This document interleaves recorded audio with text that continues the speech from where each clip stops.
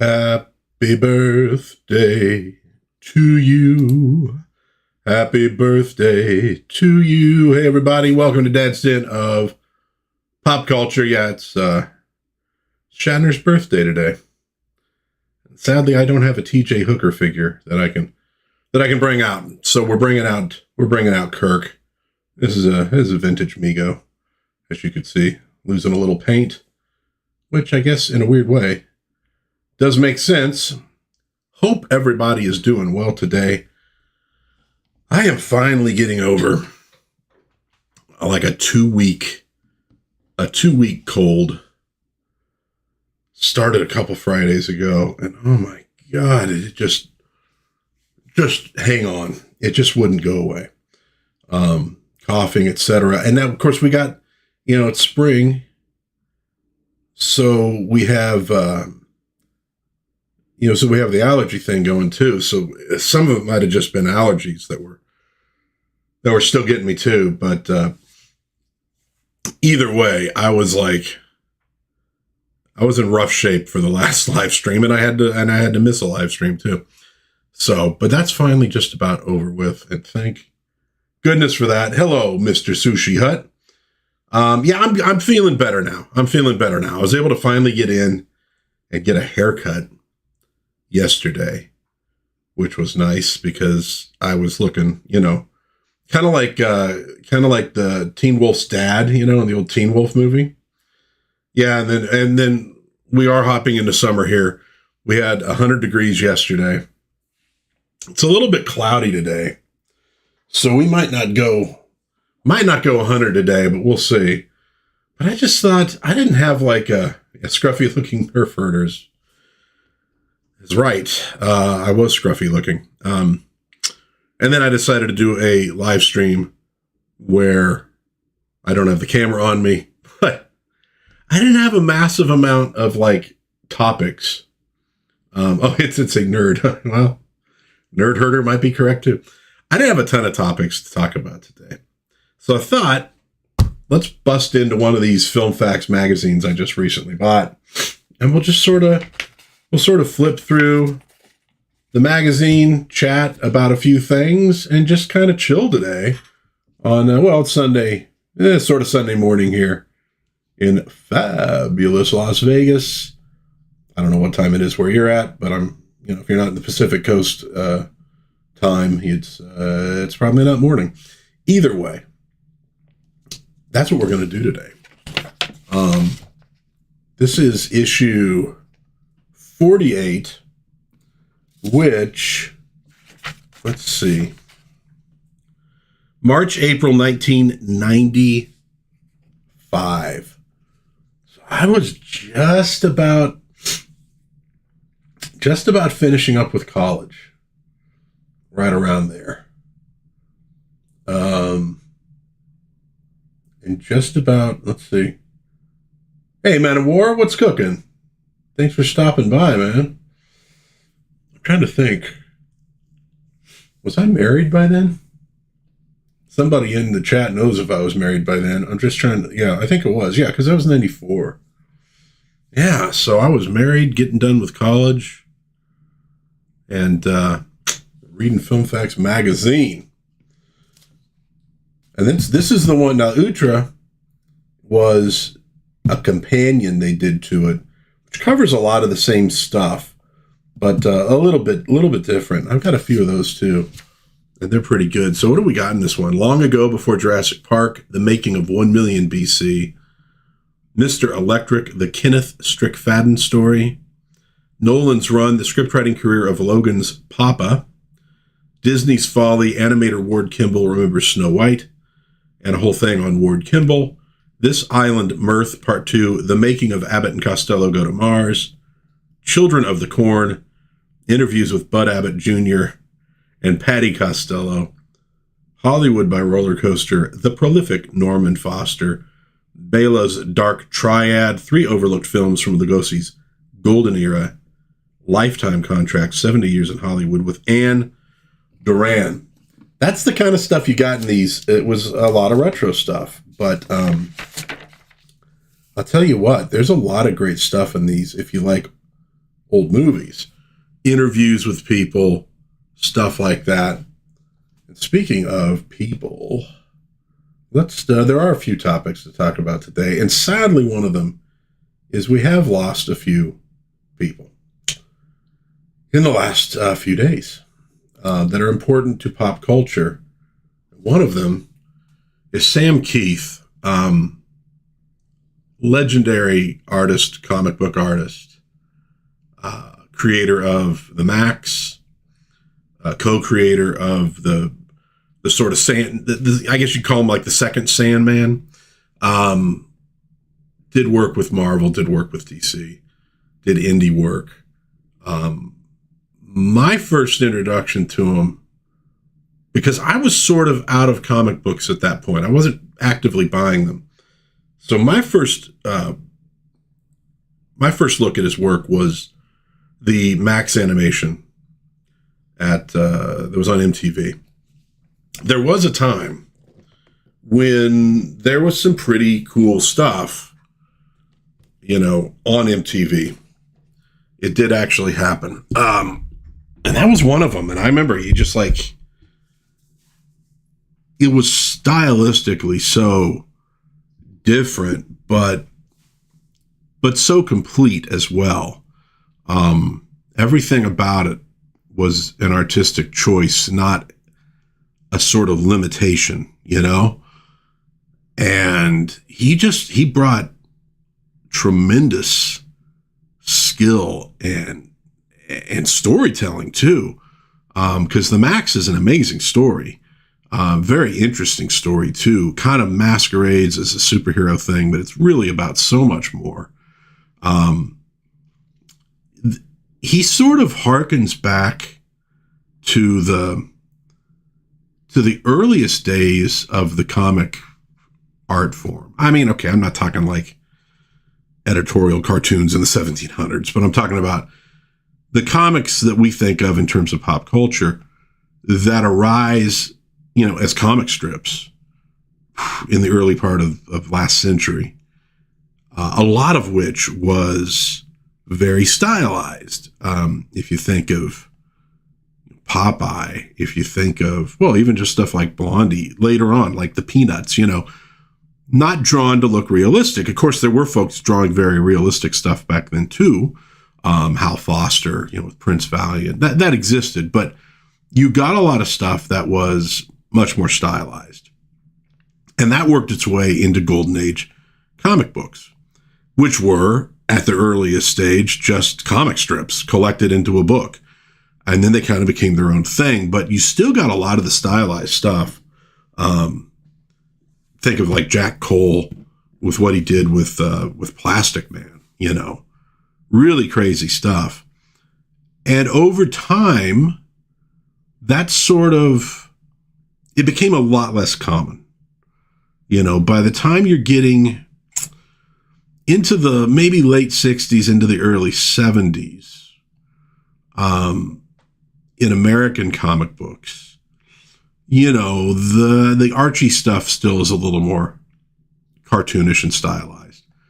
But by then, with like Romita and Buscema, Neil Adams, much more realistic. I mean, obviously it's still fantasy, but much more realistic in terms of how it's drawn and, what they're going for. And then you get a guy like Sam Keith, and he ushers in Kelly Jones. And you start getting that by the time you're into the late 80s a little, but into the 90s. Todd McFarlane is kind of an early one because he was doing a more stylized version of characters. Some of it, like with Spidey and the Hulk, very awesome. When he had to draw normal people, it wasn't quite as awesome, but he kind of brought some of that in, and you got that wave that went through, and really cool stuff. I think it brought a lot of energy back into comic books that had somewhat disappeared. And of course, the more realistic stuff, stuck around, but I think it was a nice diversion. So rest in peace, Sam Keith. Some amazing work. Very sad. He was 63. passed away. I think they said complications from Lewy body dementia, which I think is related to Parkinson's. I read a little bit about it because I'd never heard of it before. But 63, very, young when you get right down to it. And definitely very, very sad. And unfortunately, even younger, 54, which frankly is my age, or just about, Nicholas Brendan, who played Xander on Buffy the Vampire Slayer, passed away. He had some medical problems. He had a congenital, I think, heart defect. So maybe not quite as surprising, but sobering as well. And obviously he had some personal issues, for sure. But, popular character on that show in his day. And just very sad. Just sad to lose somebody at that age. Even if they had some issues, you hope they have a life ahead of them that they can square those issues and deal with them. And of course, I don't know much about his personal life when you get down to it and what went on, but sad, to lose those folks. And, if you are like, late millennial and you're getting into Gen X years, sadly, as we're moving into our 50s, a lot of the people you know and love in your life are your age or older. And a lot of the people that you watched on TV or listened to music-wise, movies, whatever, a lot of those are going to be older than you, And so we're like in that phase where things like this are happening. But God bless Nicholas Brendan. May he rest in peace. And of course, the one that really, I think, hit us all, who are, Gen X guys for sure. Chuck Norris, the great Chuck Norris, passing away at 86. So he had a good long run. He just had a birthday, had released a video. So I think this one was a little more sudden and a little more unexpected. But, the amazing thing about Chuck Norris, there's a lot of great action stars from that era. Late 70s through the 80s. It was a great period for action films. I mean, action films sort of originate largely in Westerns, and especially B-movie Westerns from the 30s, 40s into the 50s. That's just the movie serials as well. But like, that's where you got fist fights, car chases, crazy stunts. It sort of existed in that world. And then it became, the A pictures, the big pictures, by the time you're getting into the 70s, where it's not just like a movie that has some action in it, but it's a movie based around the action. And of course, we think of Schwarzenegger and Stallone, and later on, Steven Seagal and Jean-Claude Van Damme and Dolph Lundgren and folks like that, But Norris was on the cutting edge of a lot of that. And the thing that I think really marks Chuck Norris as being special is that he wasn't an actor who was pretending, to be a tough guy. He was a tough guy who was acting, and okay, maybe not the world's greatest actor. He knew that. That was fine. He didn't need to be. But you're like, this is the dude who could actually take you down. Maybe Stallone could. I don't know. I mean, I think he did some boxing in his day, but I mean, this is the dude. And I think that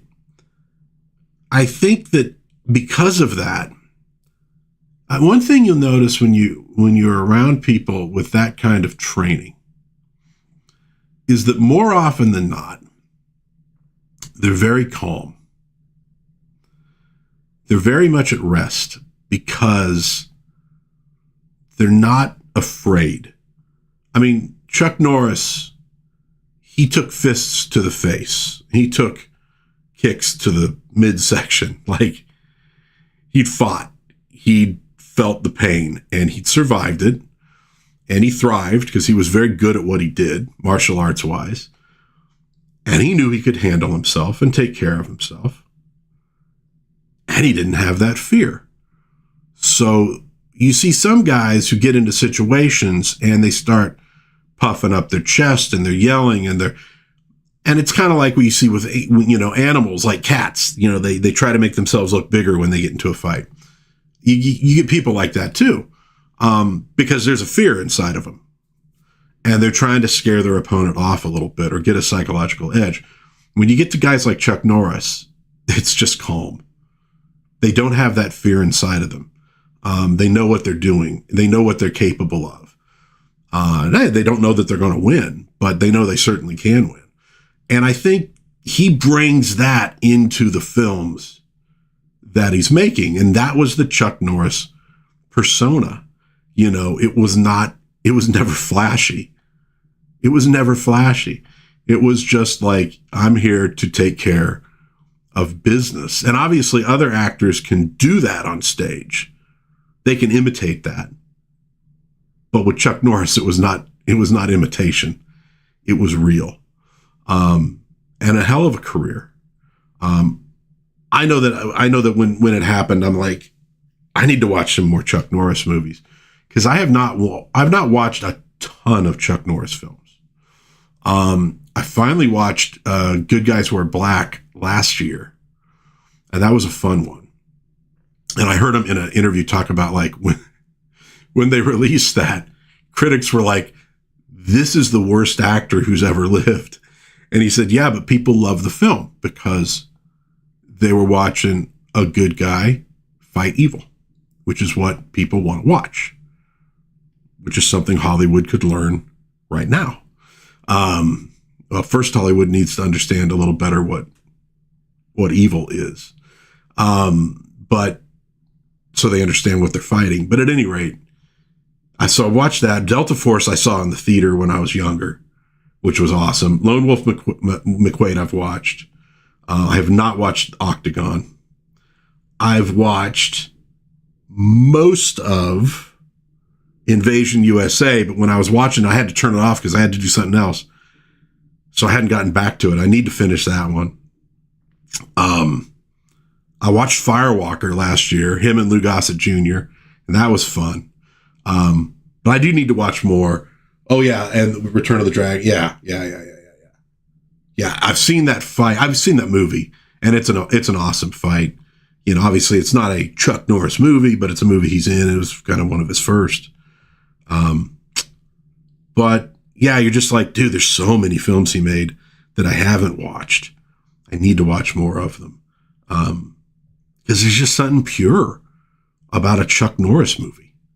It's just something pure about it. And you're watching a guy who walked the walk. The only other person I could think of right offhand like that is Audie Murphy. If you don't know Audie Murphy, you need to read about his story. Soldier, World War II. What he did to earn his decorations and his fame sounds like some crap they made up for a war movie.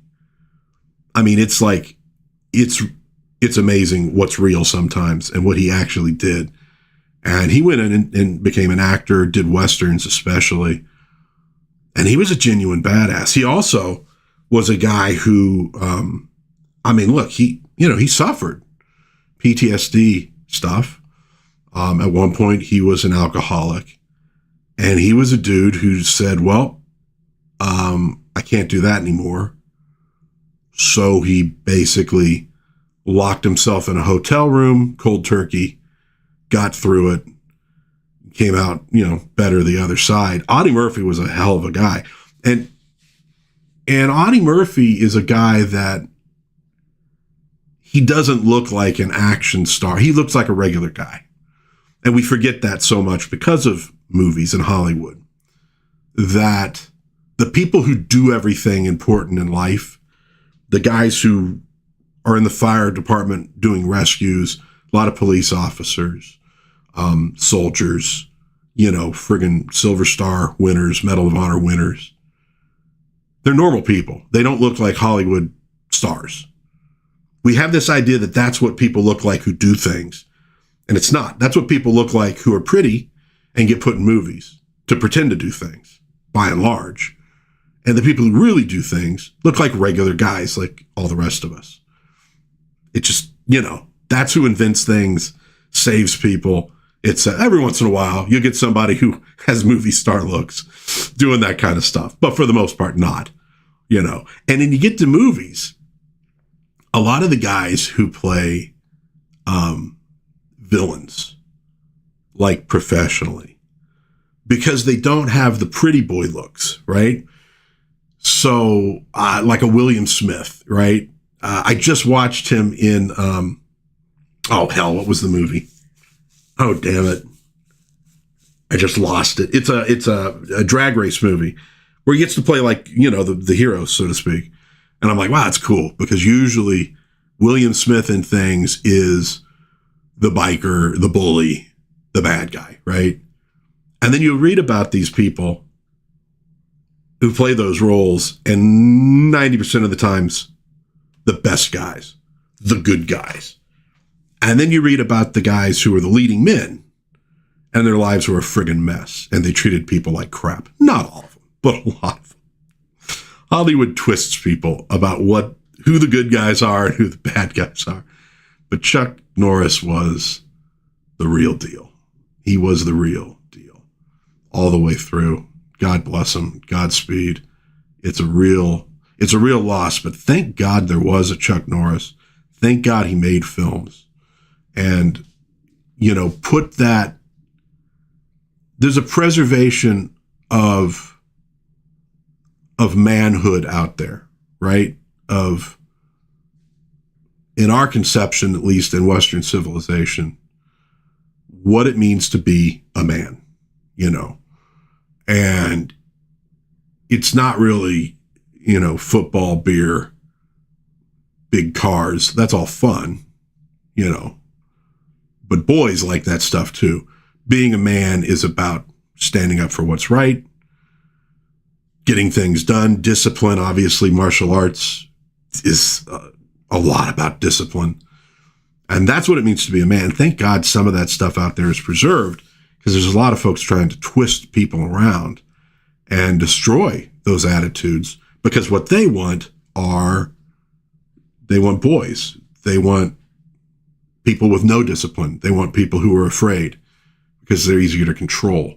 They don't want a nation of Chuck Norrises walking around. And I don't just mean guys, I mean women too. Because we talk about manhood, but womanhood is the same. It's adulthood when you get right down to it, right? Taking care of things, taking care of people, having principles, doing what needs to get done. All that kind of stuff is about adulthood. And they want to get rid of adulthood. They want a bunch of goofy kids that they can kind of slap around and buy off, with bread and circuses. But thank God stuff like Chuck Norris is out there so that people can rediscover, because it's a crappy way to live. It's very unsatisfactory. That's why there's so many depressed people out there, because they have lives of just consume, act crazy. But it gets them nowhere, right? It doesn't get you anywhere. But they can rediscover that kind of stuff in a lot of different ways, not just with Chuck Norris movies, but they're a part of it. And Mr. Sushi, Chuck Norris also handled the jokes about him gracefully. He never got upset about it. Yeah. Well, and again, why does he need to? Because he knows who he is. He has that discipline, that heart of the warrior. Some doofus makes fun of him. What does he care? I mean, it may have annoyed him a little bit. I wouldn't be surprised. It's annoying, right? But he didn't have to come out and demonstrate about it. He knew he could roundhouse kick all those guys into the sun if he needed to, but whatever. It's like what's that one line? Something about, lions don't care about, the yapping of jackals or whatever. I don't know. There's some kind of line like that. And he's a good example of that kind of stuff. Chuck Norris knew who he was, what he stood for. He suffered a lot in his life, and he came through it. And he's a good guy to know and a good guy to think about when you're going through your own problems in life. No doubt about it. So Godspeed to all of them. And, it sucks to talk about, like, to focus on this kind of stuff, but I try to think of it as it's a good opportunity to look at these people's lives, and what they did and who they were, more so than it is to just, to mourn them. I mean, that's important too, but again, like I didn't know Chuck Norris personally. I didn't know Nicholas Brendan or Sam Keith personally. I didn't see them every day. I didn't talk with them on the phone. That's a different level of things. That's where real mourning is.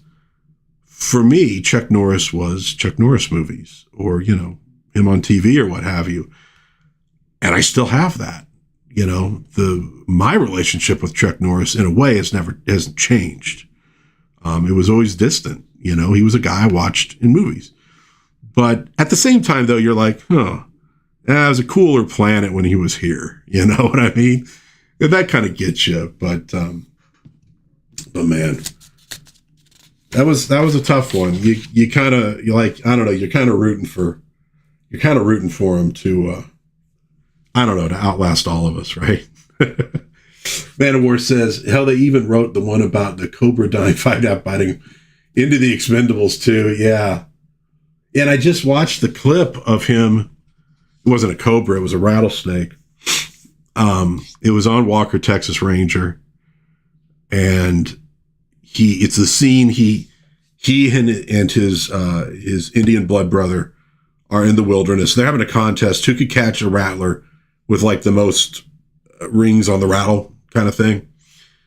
And so he goes, well, okay, so the actor playing my blood brother, they just hand him the snake, right? He's just carrying his snake. He goes, but I'm Walker, Texas Ranger. So they want to see me grab the snake. So take one, gets his hand in there, grabs it, works out nicely. They film the whole scene. All right, let's get another take because they always want to film multiples. And he goes, this one, the snake was ready for me. And the hand goes down and the snake, bam, bam, bam, right in the, actually, I think it was more up here is where he got him. Now, this was a snake that had been devenomed, or at least they believe devenomed, but he said it hit a vein. So there's blood squirting everywhere. And he had 3 more hours of filming to do. So just had to do it. And, now the snake did not die from the bite. So that's good. We don't want the snake to die, but yeah, he did have to go through a snake bite, right? He did have to go through that 3 more hours. And then they went to the hospital to make sure that he was going to be okay. And, I'll tell you what, other than the idiot who wrote the Variety article, I saw nothing but good things about Chuck Norris from people who worked with him. I think he was a real deal in that regard for sure. And hey, like I said at the very beginning, on a more positive side, William Shatner, 95 today. God bless William Shatner, who, is just, he starts acting in the 50s. I think for a lot of people, it all begins with Twilight Zone, but of course, obviously with Star Trek. But an amazing career. And I'd mentioned on Twitter, if you want to see some pre-Trek Shatner, pre-Twilight Zone Shatner, I think too, although I could be wrong on that, it might be just about the same time. He did a show called For the People, where he plays a assistant DA in New York. And of course, it's Shatner. So it's the same style he brought to Kirk, he brings to this character too. And he's a prosecutor. Jessica Walters plays his wife, which is kind of cool. And there's a few of them you can find on YouTube. It's a pretty good show. It's more adult, it's more drama, but if people talk about him playing, what was it, Boston Legal, playing a lawyer, but he did the lawyer thing before that. in this show. And there's one good one about he's prosecuting a person who wrote essentially a dirty book, so he's on the side of censorship in that one. Right. And it's an interesting episode, and it's well done. Back when you got some pretty smart writing on TV for dramas, there was a lot of it back in the day. And I don't think as much. I love genre. I love sci-fi, fantasy. I love all that stuff. Comedy, but there is definitely a place for really good drama out there. And I don't know how much we have anymore. It used to get a lot of it on TV. So that's For the People. It's pretty good. There's a pilot that he did, and I think this was right before Star Trek, for Nero Wolfe, where he plays the detective who's sort of he goes out and investigates things for Nero Wolfe, because Nero Wolfe is kind of like a genius, but he's also a gourmet, and he's fat, and he doesn't like to ever leave his home, ever. And so he's got a guy who goes out and does all the investigating for him. He plays a role in that. I remember watching, it was pretty good, and I thought, wow, if this had gotten picked up, there's no Captain Kirk. That doesn't happen. He would have had a series at that point. Even if that series only lasted a year, it probably wouldn't have worked out for him being in Star Trek. And then, in all honesty, at that point, you very well might have gotten Jack Lord as Captain Kirk, because he was right in there. And I don't think Lord wanted to do it, but it might have, if they really came down to needing him, they might have sweetened that offer enough. If you watch Hawaii Five-0 and how Jack Lord plays that character, you could totally see him playing James T. Kirk. It would have been different, but that same intensity is there. You totally could see how that could work. But obviously the pilot didn't go. And there's also a pilot where he plays a doctor who he wants to get he wants to buy his own practice. And he goes out to check this place out. And it's sort of it's an older doctor who's thinking about retiring. He wants to bring another guy on.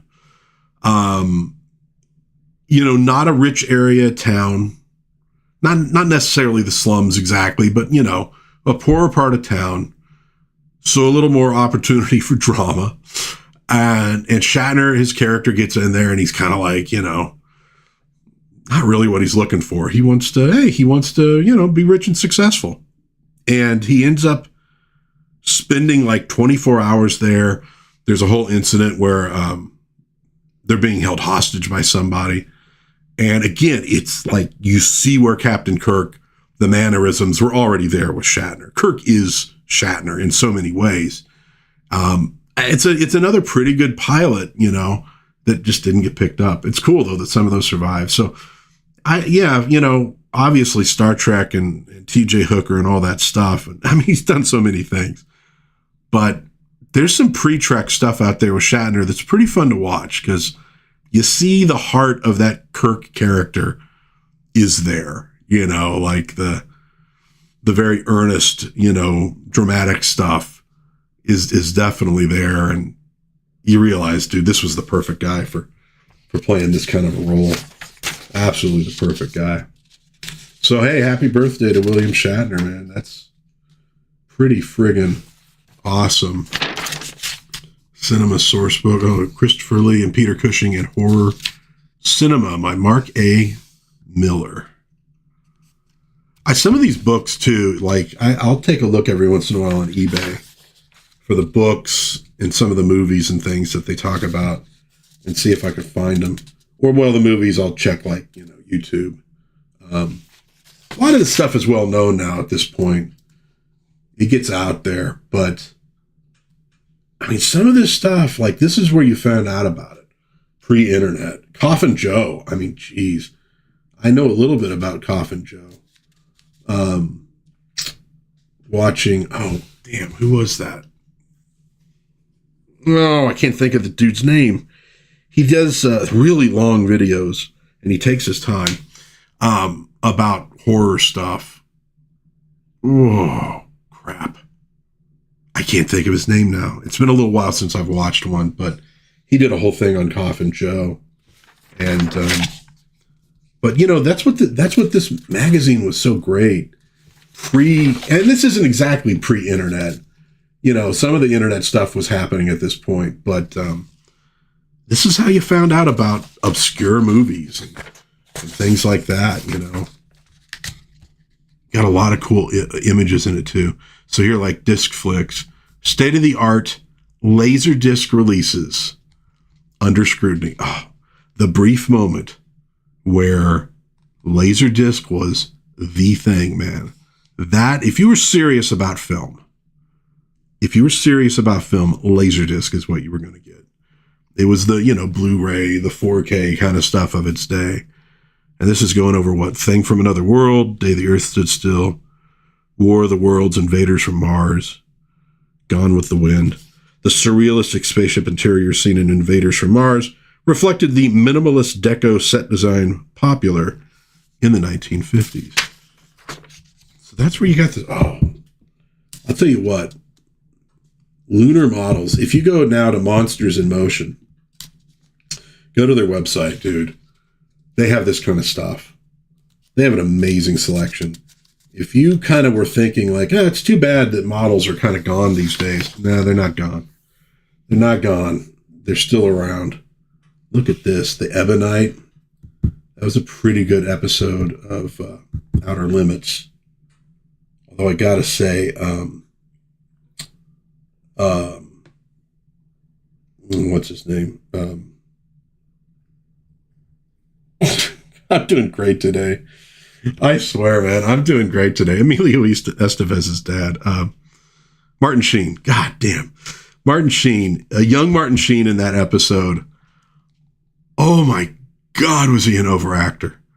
Wow. He's young. He's young in that one. He chills it out a little bit. But I love Outer Limits. And they got a few. There's a Zante, Sixth Finger. That was, what's his name from Man from U.N.C.L.E. Oh, there's 50-Foot Woman. Teenage Frankenstein. Fly 1, Fly 2. There we go. Clockwork Orange. Oh, Supercar. Dude, if you've never watched Supercar. Oh, the Bat Rat Spider Crab. Dude, that's rad. If you've never watched Supercar, that's one of the early Jerry Anderson marionations. Oh my God, it's a trip and a half. I found out about it on James Lilacs's website. He does a thing called The Bleat, which is kind of a daily, blog.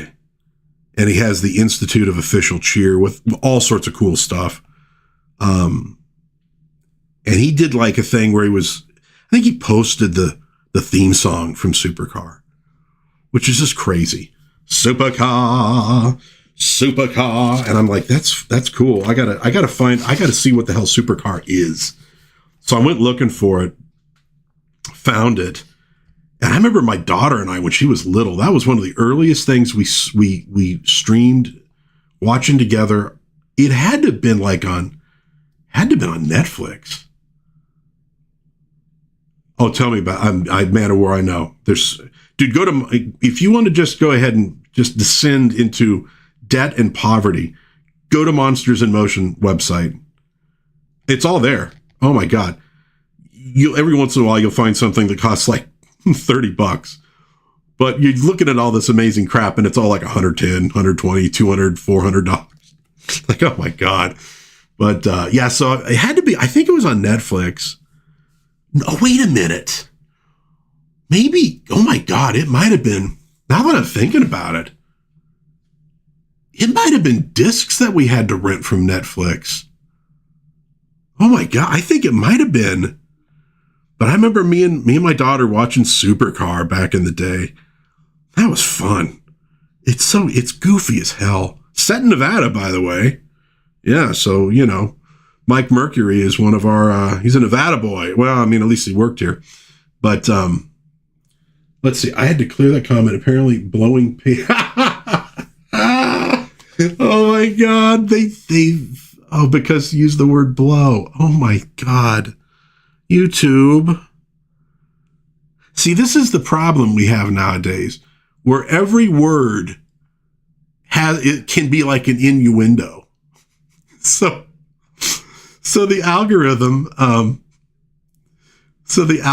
is like, it's going to flag all sorts of words that once upon a time were nothing. Like, dude, so yesterday I was pulling a bunch of weeds in the front yard. Because like I said, it's been kind of warm here, so everything's growing like crazy. And I was sick the last 2 weekends. Couldn't get out and get anything done. So I got out yesterday. I was pulling a few more. The yard still looks like crap. You wouldn't even hardly know that I touched it. And I have actually filled a couple garbage cans full of weeds at this point.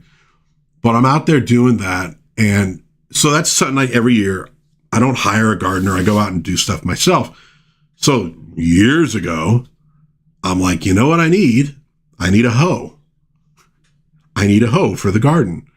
And every time I talk about going out in the garden and with the hoe and using my hoe, of course, everybody dies, but I'm like, that's the word. And I'm just not going to try to come up with a euphemism for a real word because somebody else has made the word hoe into something dirty. So I do need to get out probably next weekend and hoe the front yard and get rid of a bunch more weeds. Oh, dude, it's crazy right now out there. And then my allergies, like with YouTube going out a few years now. Well, Man of War, I don't know. Maybe, maybe that's a little bit you and a little bit YouTube, right? Maybe you like to push buttons a little bit, So here we have long ago, before Jurassic Park, the making of 1 million BC.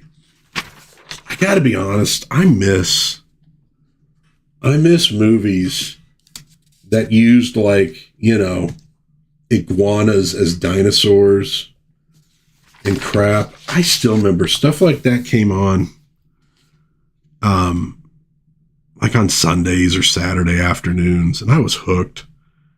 I'd watch those things no matter what, just like Godzilla movies. Those were great. Oh, Carol Landis, too. So here's my Carol Landis story, which will probably get me slightly in trouble. So she's in a movie, Topper Returns, that I've been a fan of for years. It's sort of like comfort food as a movie, right? It's kind of a goofy movie. It's a comedy. It's a Hal Roach thing.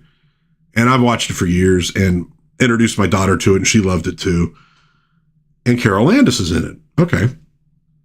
And so one time I'm looking up people on probably Wikipedia. You just look up actors to find out a little bit more about them, what have you.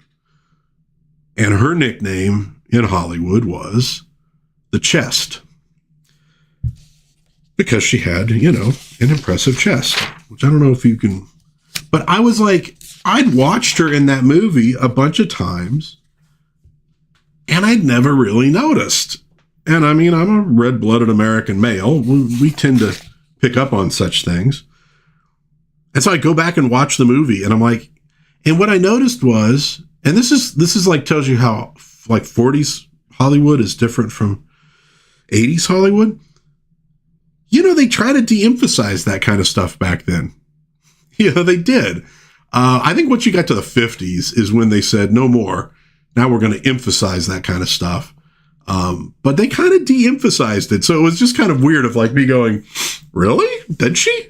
Let me go. And you watch that movie now and you're kind of like, oh, yeah, I can kind of see. Okay, yeah, I guess so. But they really don't, sort of emphasize it back then. I guess it's just different standards for different times. Kenneth Joseph McFadden, who invented the ghoulish lab devices, that sparked life into the monsters. Oh, so that's the dude who invented a lot of the props for old monster movies, all the laboratory crap. That's really cool. See, that's why Filmfax is such a cool magazine, because you get that kind of stuff in it that maybe you never even thought to look up. And again, I mean, if you're like mega into this stuff, you probably know about it. You probably know these things. But I mean, I was more of a dilettante. I was just learning about a lot of this stuff. There we go. Logan's Run. Which I gotta be honest, I watched that movie recently, and I think I needed to see it when I was younger. Because I watched it, I was like, yeah, it's okay, but I don't know if I would. But I've also heard there's a better cut out there that they kind of screwed with it a little bit, and it's not quite what the filmmaker intended it to be. But there are those kind of movies where, like, you watch them at a certain age, and boom, it just makes a huge impression on it. You watch it in your 50s, and you're like, okay, yeah, that was pretty good. The Black Hole was like that for me, too. I wanted to watch that movie so bad when I was a kid and didn't get to go see it. I had the pop-up book. I was as close to the Black Hole movie as I got. I had the pop-up book for the Black Hole. And I finally watched the thing a couple, 3 years ago. And I was like, oh, okay, yeah, it's kind of cool. But I'm watching it going, oh, if I'd seen this when I was like 10 or 12 or whatever when it came out, I would have loved this movie. I kind of got cheated out of it in a way. Happens. Hey, let's talk about a couple deliveries to the den this week.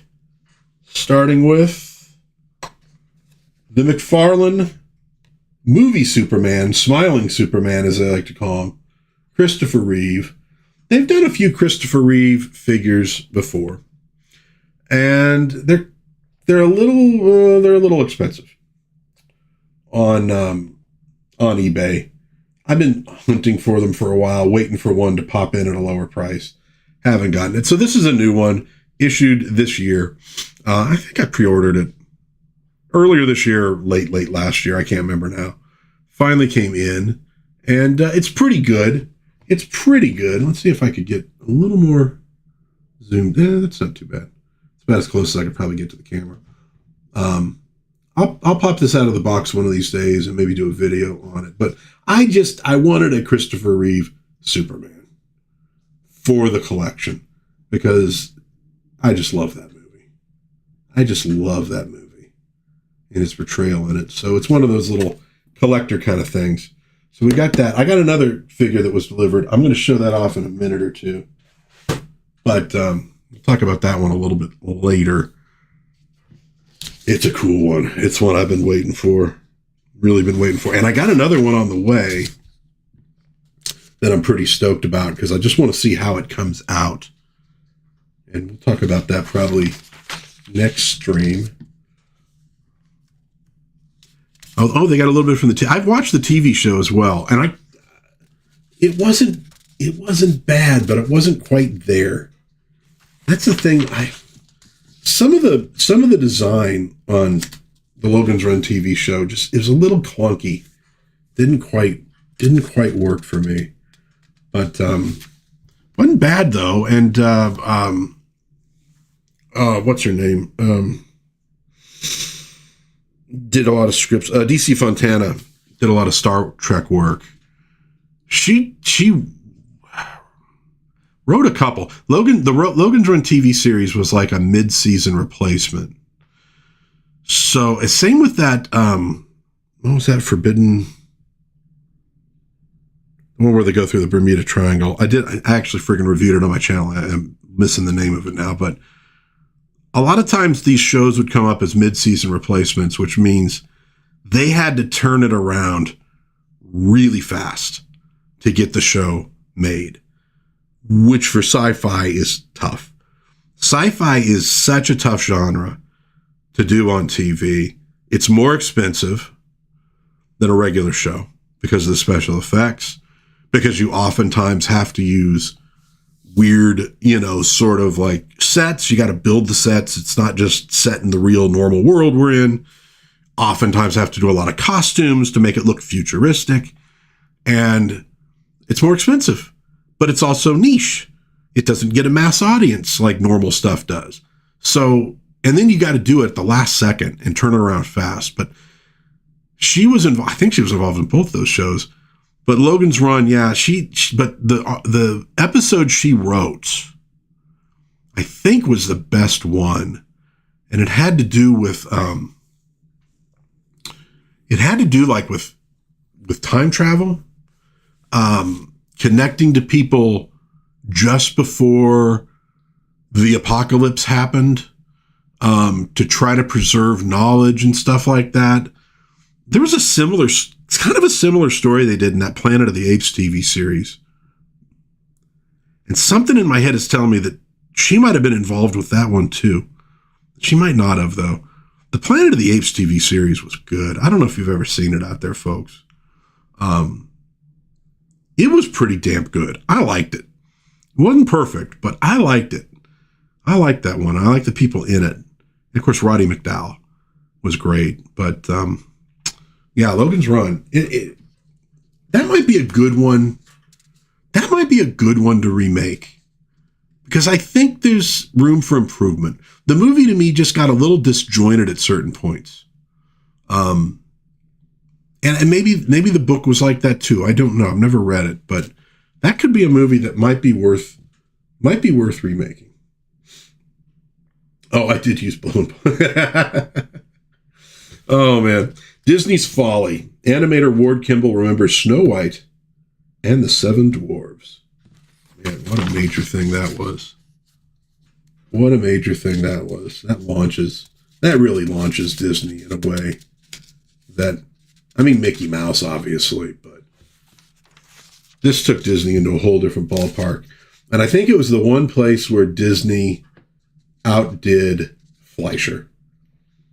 Because if you look at the old Fleischer cartoons from the 30s,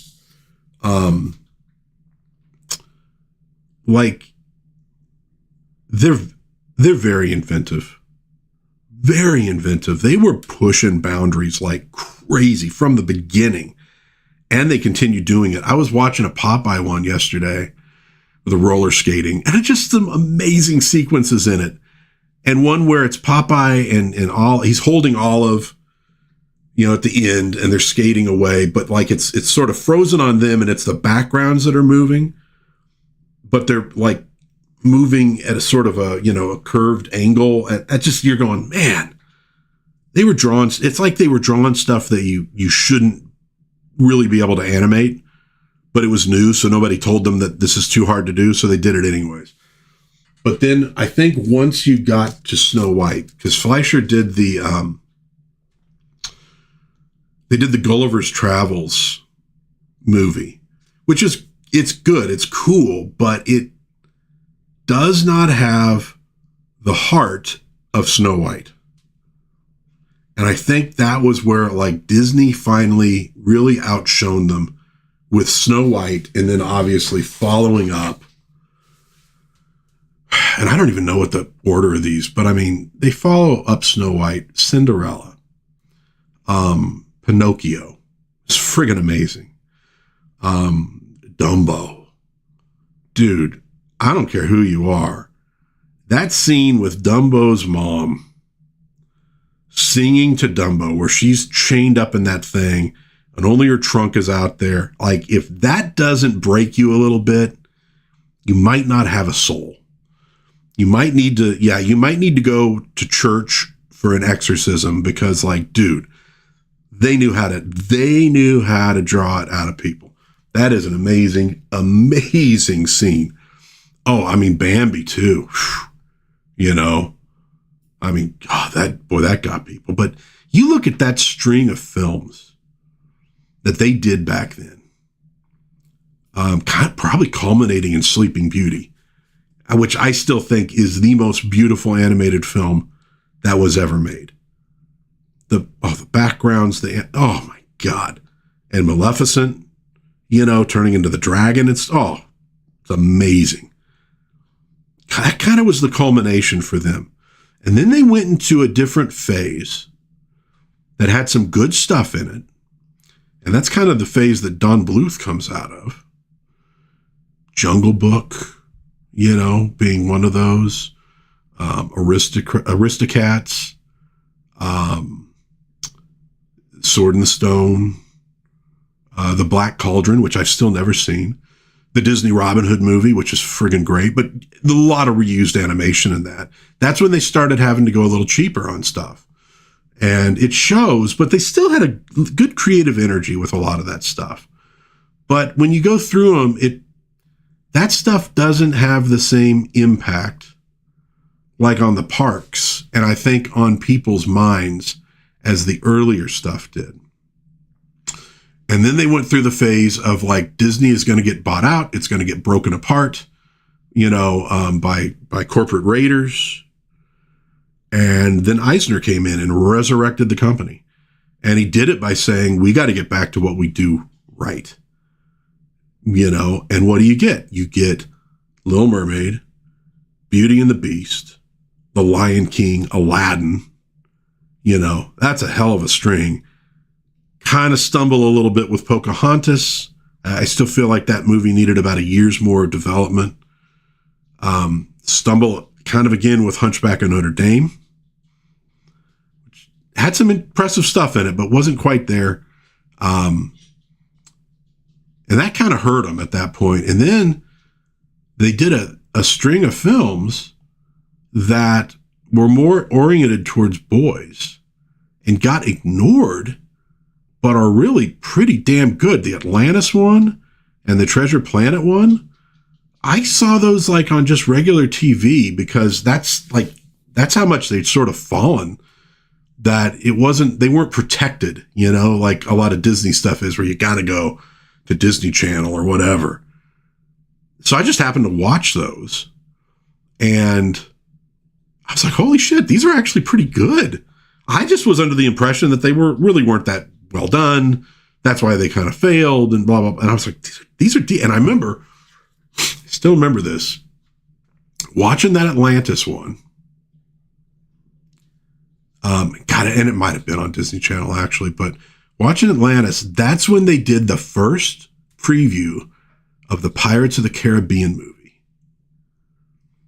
And it was really just the scene where the pirates go underwater, and as they're walking through the moonlight, you see them as skeletons, and then there's not skeletons. And it's like, I can remember my wife and daughter were over at a friend's house, and I think I called her on my phone. I'm like, dude, I just saw this preview for friggin' Pirates of the Caribbean. It looks awesome. That was a pretty damn good movie. Well, there's me going down friggin' memory lane. Oh my God. Let's talk about a couple new releases that are floating around out there. I only have a couple this time. Again, Chuck Norris. Speaking of Disney, so Disney's been working with Mego to recreate the Marvel figures they did back in the day, back in the 70s. They did a 4-pack with Spider-Man and 3 of his villains. Then they did a 4-pack of the Fantastic Four. And now they got a 4-pack of the Avengers. Go to the Disney store right now and buy them. They've kind of ironed out some problems they had with these, but you do have to go either to Disney store online or to a Disney park to get these. And it is a 4-pack, $100. And so we got Thor, we got Captain America. These are designed to look pretty much exactly like the stuff they did back in the day. If you're going, well, why does Iron Man there have a nose? Well, because Iron Man's armor had a nose for a very brief period of time, and that was the window in which Mego made their Iron Man figure. So they gave Iron Man the nose in this one. There's Hulk. Yes, Hulk is shorter than everybody. That's the body they used. I have a vintage Hulk. Yeah, it's funny that he's so small compared to all the other Megos. But so those are available right now in Disney Store. I almost bought them. I had intended to buy the Spider-Man 4-pack and couldn't get a hold of it. It was a pain in the butt. So I kind of said, all right, well, you know what? I got a vintage Spidey Mego. I got a vintage Hulk Mego.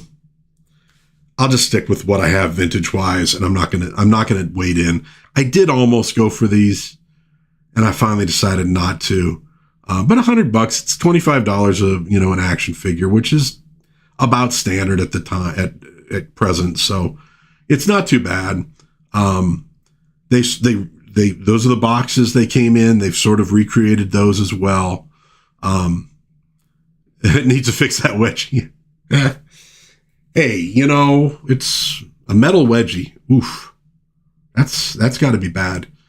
So they are going to apparently put out another release this year. Now, I was watching, Plaid Stallions did a video showing these off. If you want to see what these look like a little better, go to that video Plaid Stallions did. He kind of works with Mego a little bit, so he got, kind of a special sneak peek. And he said they are supposed to do another release this year. Now, the only other Marvel figure that they did back in the day, vintage, was the Falcon. So he goes, either they're going to do the Falcon as a standalone figure. He goes, but if they do a 4-pack, that means they're going to maybe do some new figures as Migos. So they're going to break some new ground. Which, if I had to make a guess, I could imagine Daredevil being a possibility, because especially they got the show coming out right now, and they do like to coordinate those kind of things. I don't know if they'd go Punisher. I don't think they'd go Punisher. Scarlet Witch, maybe? I don't know if they'd be going for a theme, though. Black Panther? Man, if they did a 4-pack that included like Falcon and Black Panther, I might go for that, because that's stuff that never existed. And I can still, I don't know. What I might end up doing is looking on eBay and seeing if I can get any of these as singles. I would like to get the Thing, because he's one of my favorites. Thor would be kind of cool. If I could get some of these as singles, and pay maybe $30 for them or something. And they probably want to charge more than that. But Man of War says he had the original Mego, Spider-Man, Iron Man, and Batman. That's cool. That's cool. Yeah, I got a really good vintage Spidey. He was in really good shape. That's one of those things I just kind of haunt eBay looking for that deal, But getting most of the Marvel figures beyond Spidey and Hulk is tough. They're tough. Most of them are not in very good shape and would kind of need a little rehab, which is what's attractive about these, is that you can get them, in good shape if you just want to have them on the shelf. But anyways, those are out there for $100 if you want. But, once you get shipping and everything in, you're more in the $130, $140 range with tax and everything. So not cheap. We also have Life with Archie number 42, facsimile, coming out soon. This is the introduction of Pure Heart the Powerful from 1965. I always assumed that the Archie superhero stuff would have come after the Batman TV show, right? Because that TV show sparked a big interest in superhero stuff. And you start to see a lot of it pop up everywhere. I just assumed that that's when the Archie superhero stuff kind of came along. And apparently I am wrong on that. This one came before that. So I've been grabbing these facsimiles. They're kind of fun. It's $4.99. You can get it on the Archie store, generally with free shipping. So I'm figuring $4.99 free shipping. What the hell? It's in a plastic bag, basically. Potentially it could get mangled. I haven't had any trouble yet, but the one comic shop I go to usually has these too. Oh, back when I saw how short the Hulk was, I know, it's funny. Actually, I do. You know what? Oh, just within reach. Just within reach. There's a vintage Hulk. Yeah, so let's see if we can. All right, we got Kirk. Why not? So yeah, here's your standard Mego size, and there's Hulk. So a little bit shorter. It's kind of funny. The thing is, like, when it's like when you're kids, I don't know. I mean, when you're kids, you just play with crap and you don't worry about it quite as much usually. Now they did do a taller Hulk, for the, what was there? See, so these are the 8-inch range, the 12-inch range. They did a 12-inch range Hulk that I might try to get one of these days. I know, it does look like baby. In fact, because I got God, she's within reach too. Do I dare? All right, we're getting stupid now because I'm going to knock something over if I keep doing this. So through Disney, they did an exclusive Cap figure and a Black Widow. And I ended up getting the Black Widow figure. Really, really a good figure. And you could see they went just enough Scarlett Johansson to suggest it, but not to probably have to pay her anything. But it's a really cool figure. And I remember when I got it, there's the whole Hulk Black Widow thing. And I don't know, you can kind of put like Hulk in her arms, It's getting late, big guy. It's getting late. Getting all sorts of crap over here and in the way. Anyhow, yeah, the Hulk's kind of funny that size, but you know what? It's a pretty good Hulk. It's a pretty good comic Hulk. I gotta say, that face. Let's get him right up in there. That's old school Hulk, man. They did a good job on that. And it was before the Hulk TV show had hit, so Hulk wasn't quite the star that he would become later on. God, when I put this Black Widow back, I know I'm going to knock something over. I had her sitting next to a few figures. Anyways, so we got Pure Heart the Powerful.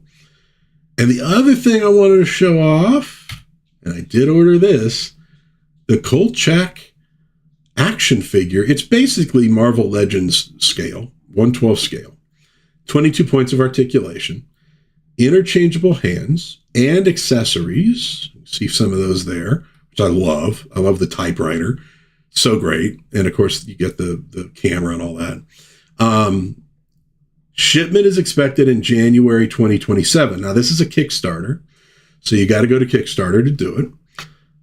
You can get Kolchak alone for $38, or you can get a 2-pack with blood-splattered Carl and the vampire Janos Scorsini from the Night Stalker. That's for $72. So you can get the 2-pack for $72. I just got the Kolchak figure.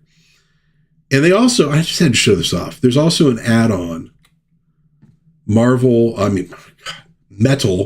lunchbox for $32. And I do not need a lunchbox at all, but I got to be honest, that's pretty awesome. And there should have been a Kolchak lunchbox back in the day. I don't know if there ever was, but I love Kolchak. I love Kolchak. That is such a great show. So fun. And they just did a Kolchak comic book, which I showed off last time around, which is really pretty darn good. Good stories. They do a pretty good job of getting Kolchak right. Those are fun. So it's kind of nice that Kolchak's getting a little bit of a revival here. But you can go to Kickstarter. You could find that. And like I said, January 2027 is when they're going to ship. It's still available. So if you're a Kolchak fan, you might want to check that out. Let's look at the other delivery that I didn't want to do that. There we go. Other delivery I got. This came in yesterday, which is cool because it was supposed to show up today, so it got in a little early. Boom. The OG Ghost Rider. I bought a Ghost Rider figure not that long ago, and I was like, gee, I wish it was the one where he's wearing the blue thing, and it'd be awesome if he had the motorcycle. Oh well, I'll get this one though. It's pretty cool. And so help me, like maybe a month after I got that figure.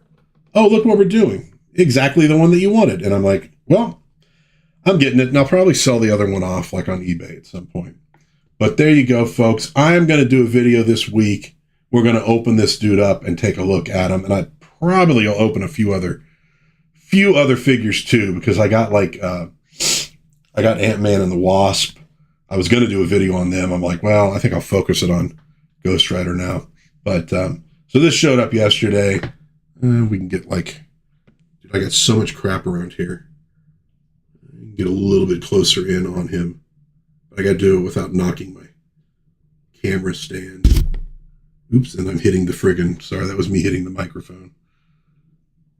But the bike, dude, the bike is what, I was like, oh, finally. Because, Ghost Rider's cool, obviously, just by himself, but he belongs on the bike. I mean, you got to have the bike. So glad they did that. That is really cool. Wish they do one for Cap too. Oh, especially if, you know what? Oh, they need to do a Reb Brown Cap with the bike, with the clear shield. Oh, that would be so great. Manowar says, I got both full runs, of the Prisoner figs from Wandering Planet. Gonna tap out on this one. I totally get that. Yeah. Yeah, I remember seeing that on Heel versus Babyface, him and Rob looking at those Prisoner figures. Those were cool. Those came along before I was really paying attention to stuff. So I would have been tempted. What scale were those though? Were those like 3 3/4 inch? The Prisoner ones? I'm feeling like they were maybe small because this is a 6-inch one. So it's a little bigger, which is actually kind of cool because he'll go with some of the Marvel Legends stuff I've gotten recently. But I don't know why I was thinking the Prisoners, but they might have been. I don't know what size they were. But yeah, Man of War, if you're still on there, man, let us know. So there we go, man. That was the other big delivery I got this week. And here we got Abbott and Costello Go to Mars. Basically, 2 goofball. Oh, yep. Yeah, okay. Yeah, so they were slightly smaller scale. That's a good scale, though, too. And I grew up with Star Wars figures and G.I. Joes. I got no problem with 3 3/4 inch, that's for sure. Carded and box sets. I know, that's the thing, because there's the part of you going, it'd be rad to get, the single pack with Kolchak and then buy the other one as well. And now you're already at $100, which I just passed up buying Migos at that price. I know, I've kind of gotten to the point where I'm like, I'm just going to grab a figure. I'm opening it up because I want to put it on a shelf. And so be it. I'm not going to get rich off these things. I already know that, Now, if I'm showing them off on this channel and I get it fully monetized, maybe I could take a tax write-off. But here's a 3 3/4 I got recently, the Flash Gordon. Here we go. Yeah. That's a good fig at that scale. They did a really nice job with that. And there was, a few others in that size range, but I was like, just going to grab the one. That was from Monsters in Motion, now that I'm thinking about it. But yeah, good old Abbott and Costello, man. I haven't watched this one in a long time. Oh, look at that. Oh, that's cool. That's an old ad for the theaters. Excellent lobby blow-ups. Oh my God. If some of that's, dude, if you're ever going to go back in time, that's what you want to do. See, you want to go back in time, go to a movie theater and be like, hey, are you getting rid of that lobby thing? Could I have that? I'll give you, I'll give you $10, which would probably be good back in those days. And then you want to take all that stuff to the future, and then you could sell that stuff, at auction for probably like, $100,000 or something, because none of it survived. Oh, those are $250 per full set. Oh, wow. See, I know, and you're right, man. How often will you ever get Prisoner merch? That's the thing. And that's what drives me on a lot of this stuff, too. Like, we're in this weird period where you're getting this stuff and it's going to go away at some point, and that's going to be it. You're never going to see it again. And then I go, okay, but why does that matter? I don't know. It just does. It just does. And so I get more stuff than I need, but I don't get as much stuff as I want. So I figure I'm doing okay. If I was getting every single thing I wanted, that would probably be a problem. I'm sure my wife could attest to that. Oh, who's that with? Is that Clara Bow? Oh, that's Claudette Colbert. Oh, okay. Oh no, okay, there it is. Foster son was that was up there. Clara Bow. Okay, I thought that was Clara Bow. Yeah, she owned a place here near Vegas. There's this really cool place you can go. It's sort of south from Boulder City, which is just to the east of Vegas, which by the way has a Coffee Cup Cafe. If you're ever going through Boulder City, Coffee Cup Cafe, you got to go there. Get the pork chili verde omelet. It's rad. And you can get some extra pork chili verde to take with you. And there's a little monster museum there. Dude who runs it, is actually a guy who made stuff for the movies, for some movies. He has some original props there, but he created all these, life-size versions of various monsters. There's like a Ash. You got original Frankenstein. There's a lot of it's a small little place, but it's very cool. It's like a roadside thing. Well worth going to. You go south from Boulder City. You can go to this mine that has been preserved. It's really funky. Father, son own it. There's some folks who live around there. There are tons of old cars, some of which have been welded together in interesting ways. There's some older artifacts and stuff out there. And then you can go take this tour in this mine. And if you've never done that before, we're walking back into this mine.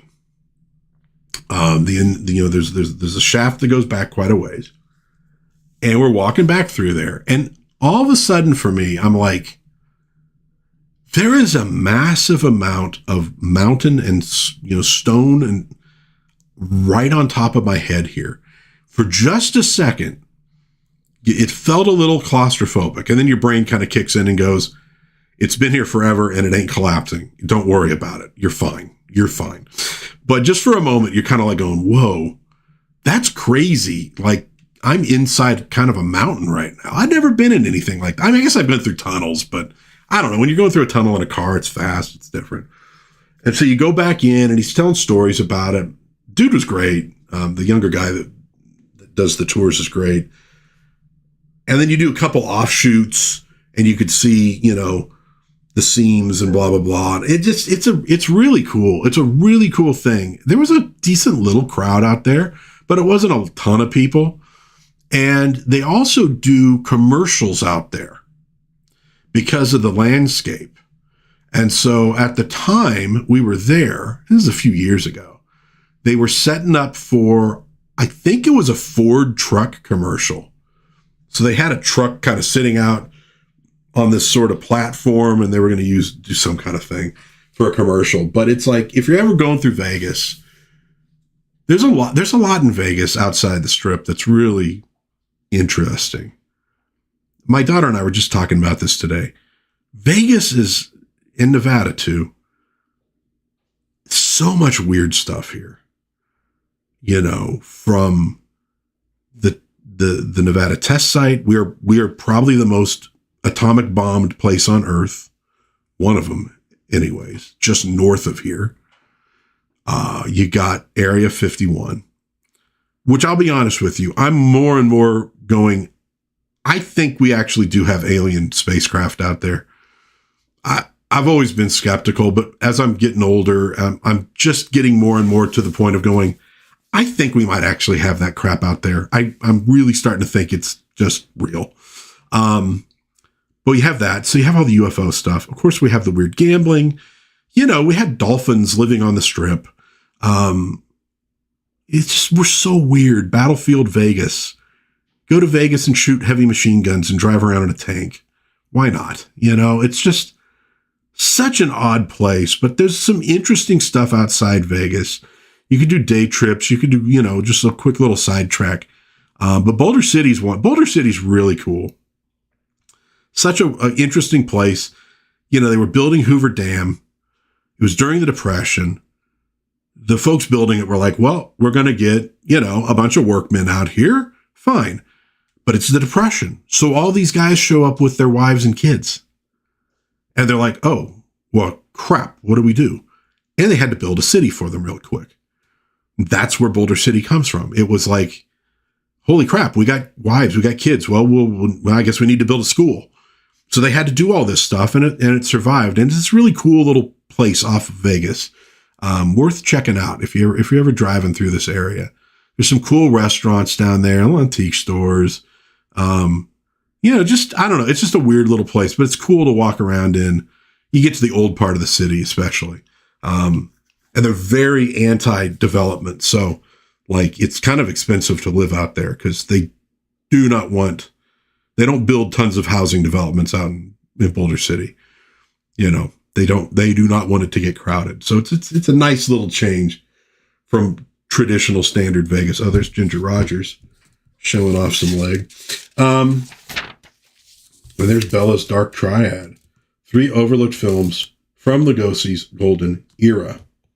So what do we got? The Immortal Count Dracula, blah, blah, blah. Murders in the Rue Morgue. The Black Cat. The Black Cat is a freaky movie. 1934. That's if you're talking about like kind of pre-code and what was going. The Black Cat is a freaky movie. I got a sort of Amigo style action figure of Boris Karloff's character in that. I got it off of the Goodwill auction site, really cheap.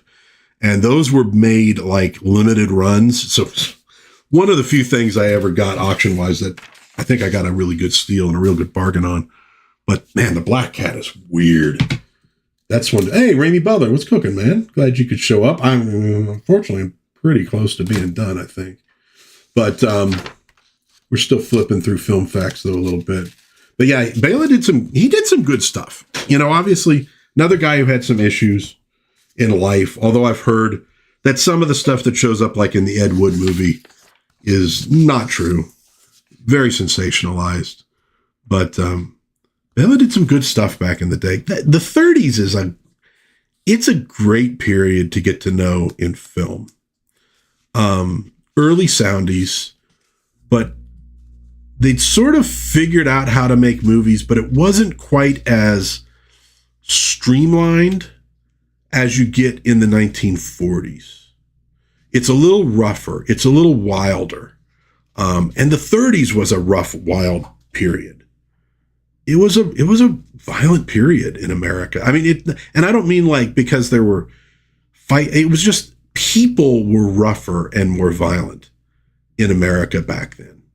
You know, and there's so much huge pop culture originates in the 1930s. I was going over that in an earlier stream, you know, of like Conan and Batman and Superman and let's say the Phantom, you know, just an amazing amount of stuff that's coming into the public domain over the next decade. A lot of the foundations of American pop culture are on their way to public domain. We've had a few. We're getting more. Bugs Bunny, Daffy Duck, Donald Duck. So much more of that stuff's going public domain here, which, you know, on the one hand means we're going to get a shitty horror movie based on it. And on the other hand means that some good artists who really love this stuff can produce something really beautiful with these characters and really awesome. The Shadow, another good example, coming soon. So very nice. Rough Night, Sick Dogs, Ramey Butler says. Oh, dude, I've been there. Whether it's dogs, whether it's kids. And you can't really do anything but sort of suffer with them. Especially with dogs. You can't explain to them what's going on. Oh, man, it's rough. Yeah. That's rough.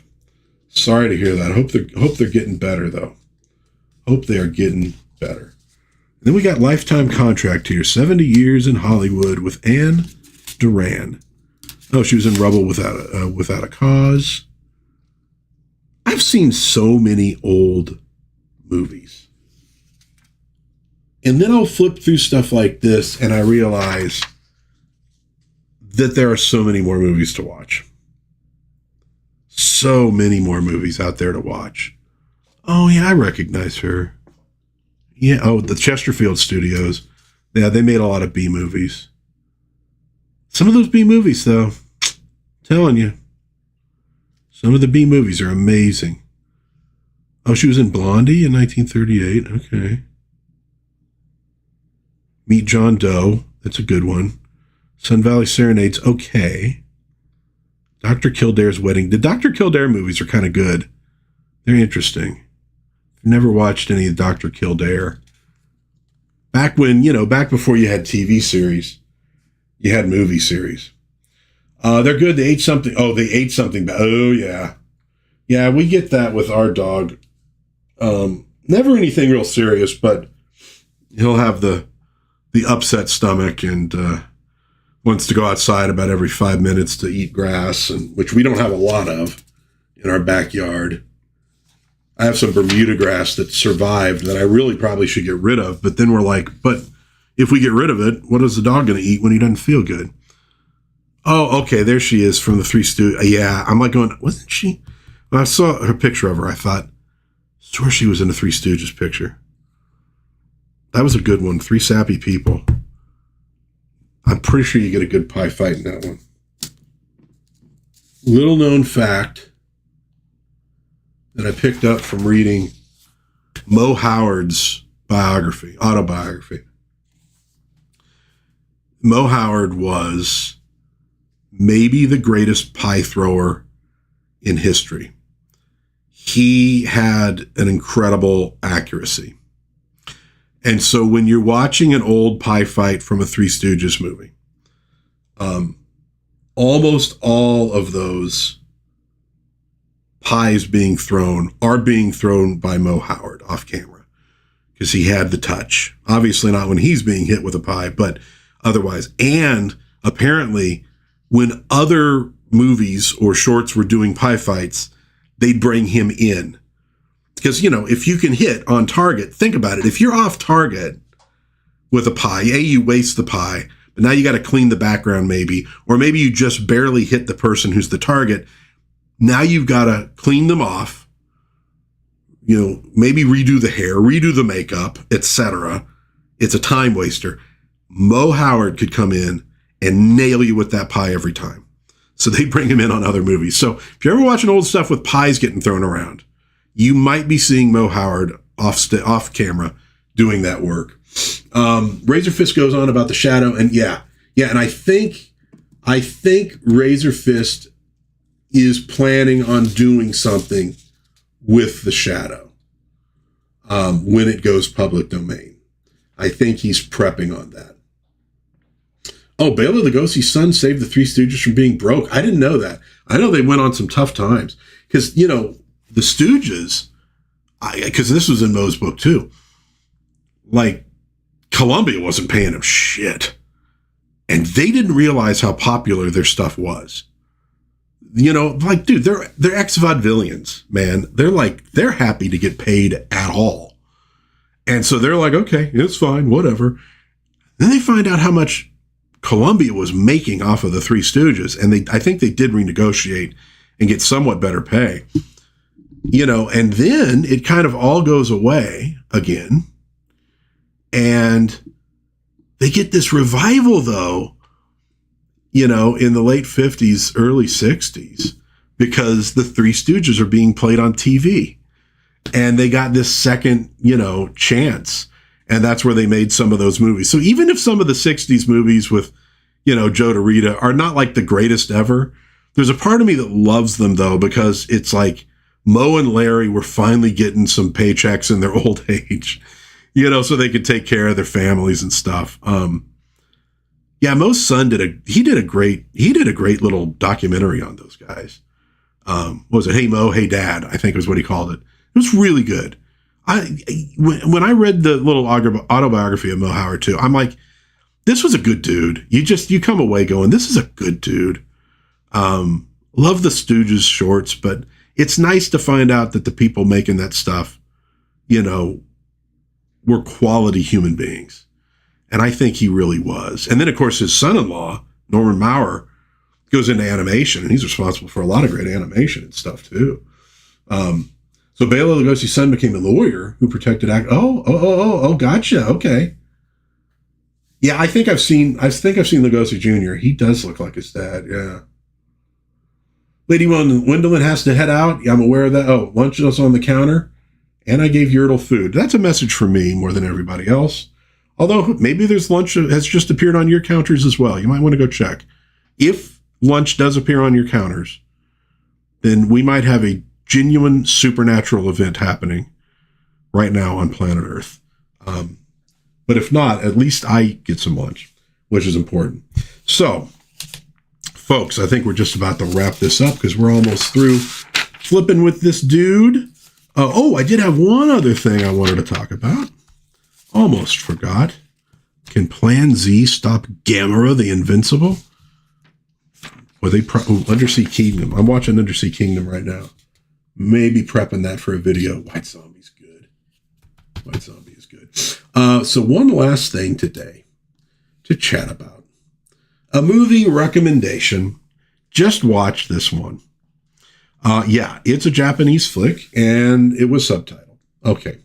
It's called Stray Dog. 1949. So 4 years after the end of World War II. Pretty interesting period, obviously, in Japan. Now, it's called a noir.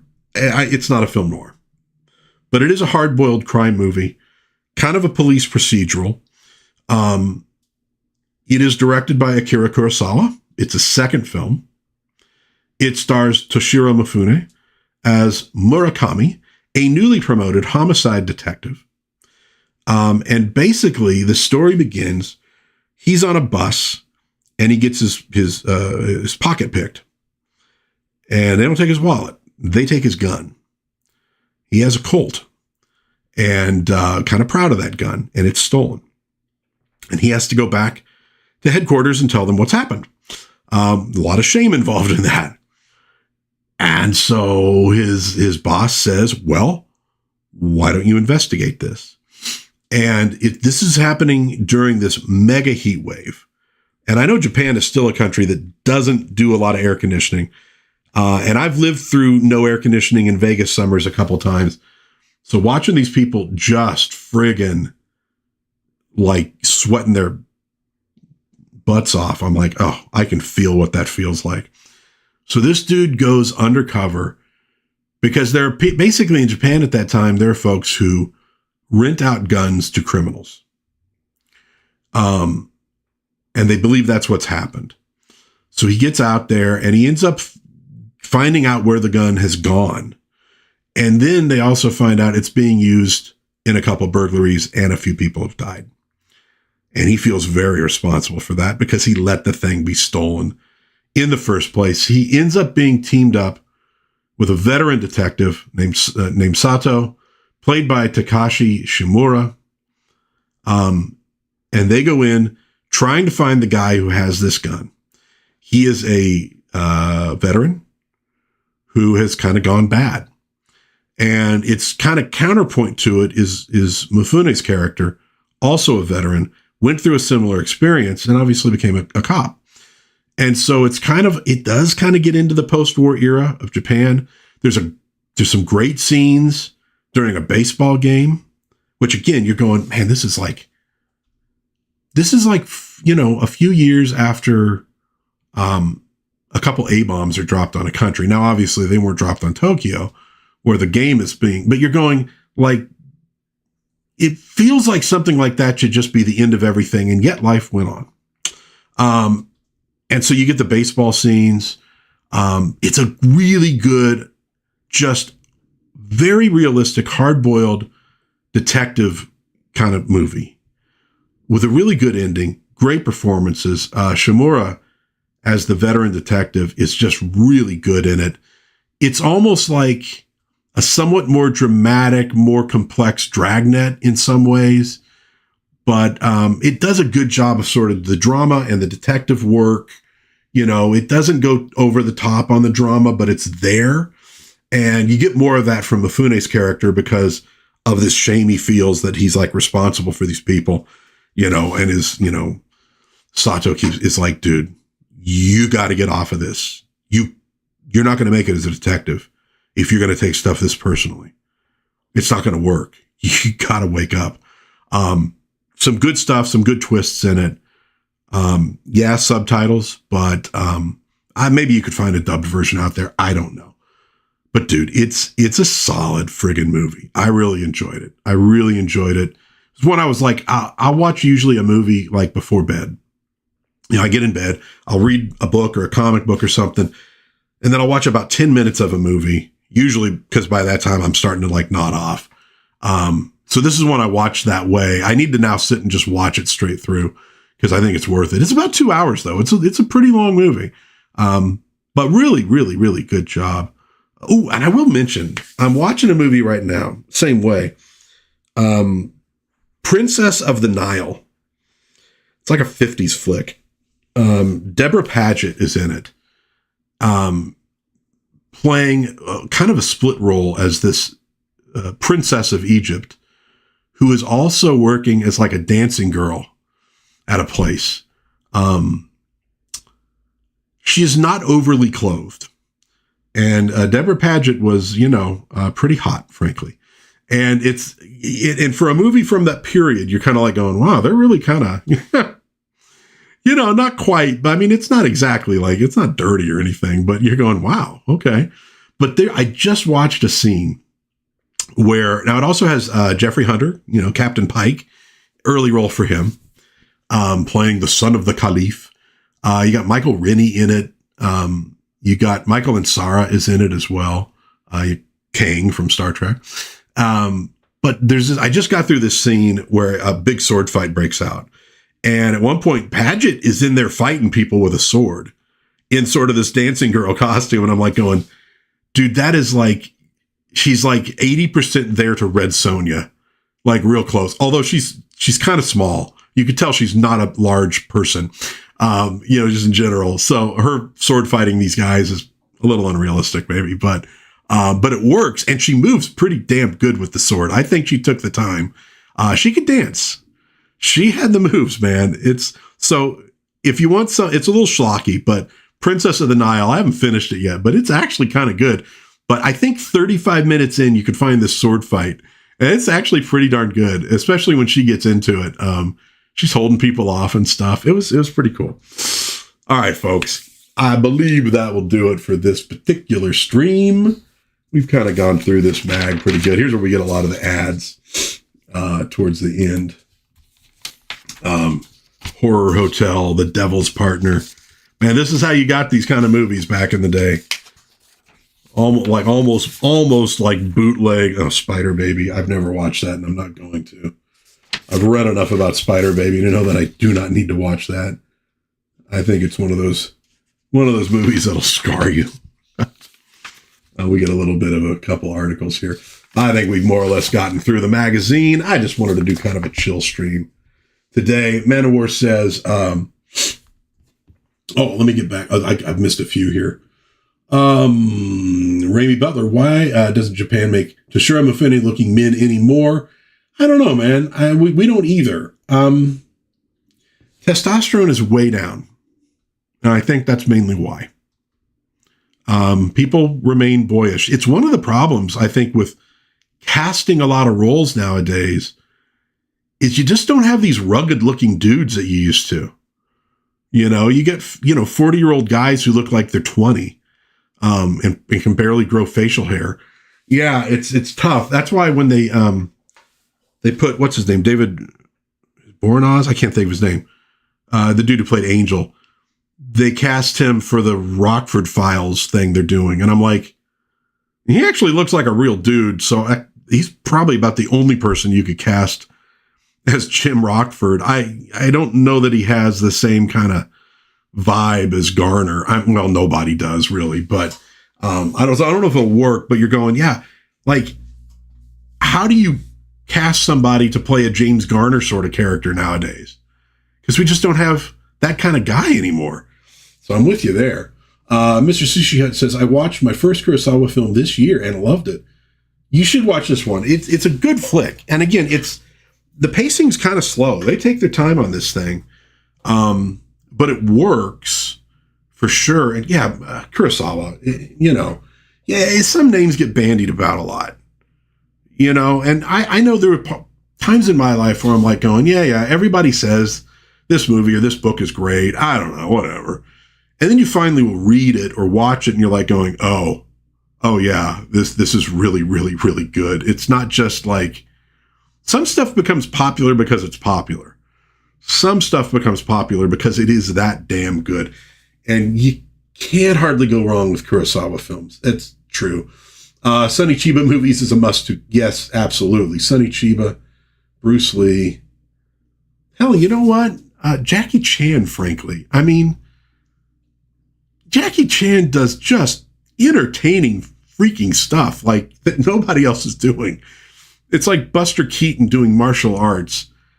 You watch those old flicks and you're just like, dude, this is all practical, all stunt work. It's like, holy crap. And also Buster Keaton movies, by the way. You want to see some freaking amazing stunt work? Watch some Buster Keaton films. Oh my God. How did he do some of that crap? It's an eye-opener. Sometimes you watch stuff from like the 20s and you go, did movies peak in the 1920s? Has it somehow all been downhill since then? Did cartoons peak in the 30s when they first arrived with Fleischer? It almost feels that way sometimes. Did amazing stuff back then. Raimi says, I kind of made all of Space Sheriff Gavin fans mad at me when I stated that on its YouTube channel. Oh, okay. What did you state on the YouTube channel? Oh, that Sonny Chiba movie's a must too. Okay. Oh, why doesn't Japan make? Yeah, I gotcha. You're not wrong though. Look, it's nothing against these dudes. Like I always say, one of the things we don't have anymore are really interesting voices like we used to have. Sports announcers, just voiceover guys who had these really interesting kind of deeper voices and a little rough. And it's like the reason is because people don't smoke as much as they used to. Right? And you go, well, probably better that people don't smoke like they used to. It's better for them. Like, do I want to have really interesting voices, but people dying of lung cancer? No, I love those voices. I miss them, but I don't necessarily want what gets you those voices. Now, on the other hand, increasing your testosterone levels is a good thing. It is the healing factor. Like, honestly, if Wolverine, his mutant healing factor is probably mutant testosterone. He probably produces testosterone at a mega rate, which is why he can heal immediately, and he's so hairy. But in all honesty, upping your testosterone, good thing. How do you do it? Red meat, cruciferous vegetables, apparently. Avoid smoking is another one. And lift heavy things. That's how you increase your testosterone. And when you increase your testosterone, you will be healthier. It's not about getting rippling muscles necessarily, although those ain't bad. And the whole thing that testosterone makes people crazy and go, no, it doesn't. Testosterone calms you down. It calms you down. Lack of testosterone is where the fear comes from. And when people are afraid, that's when they get crazy. That's why you see so many of these guys who are doing crazy stuff in, violence on the streets, trying to kill people, etc. And you look at a lot of them and you go, oh, it's like a soy boy. Yeah, it is. It is because they're afraid. They're constantly afraid. Testosterone calms you down. And you look at a guy like Chuck Norris, to take it all full circle, Chuck Norris probably did not have a problem with testosterone levels. And he stayed healthy for a good long time. So go out and lift some weights, eat some steak, a little broccoli on the side, avoid smoking, obviously avoid, eating a lot of soy because that is it basically is like a not synthetic, but it's a fake female hormone. You also get a lot of that in beer, by the way. So avoid beer, drink whiskey because beer basically pumps you full of estrogen. A lot of people don't realize that, but that's where some of the, physical features you get when you drink a lot of beer. That's why they come from, because you're kind of filling yourself up with female hormones. Whiskey, steak, lift weights, and watch Chuck Norris movies and you get your T levels up.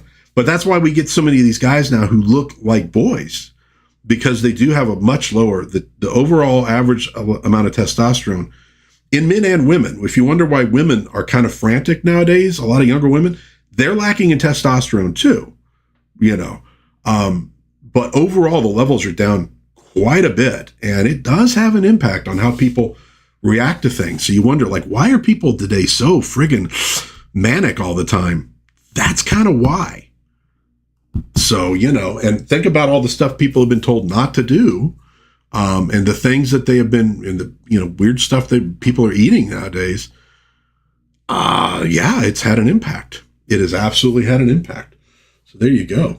They got really mad. Well, they got really mad, but they're all probably soy boys. So no.